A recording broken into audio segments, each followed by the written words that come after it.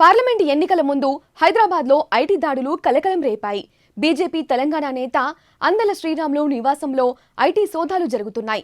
Sriramulu personal assistant నివాసంతో పాటు Sriramulu business partner Pratima Reddy ఇంట్లో కూడా ఏకకాలంలో ఐటీ అధికారులు దాడులు నిర్వహించారు. గచ్చిబౌలిలోని ఆయన బంధువుల ఇళ్లలోనూ ఐటీ అధికారులు తనిఖీలు నిర్వహిస్తున్నారు.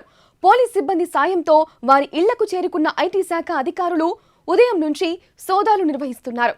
అందెల శ్రీరాములు గత అసెంబ్లీ ఎన్నికల్లో మహేశ్వరం నుంచి పోటీ చేశారు.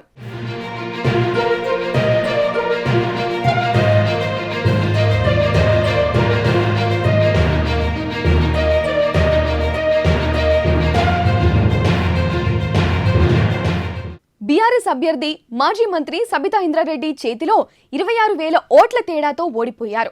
అధికారుల ఆకస్మిక తనిఖీలకు కారణం ఏంటన్నది తెలియాల్సి ఉంది. లోక్సభ ఎన్నికల వేళ బీజేపీ నేత ఇంట్లో ఐటీ దాడులు జరగడం తీవ్ర చర్చనీయాంశంగా మారింది.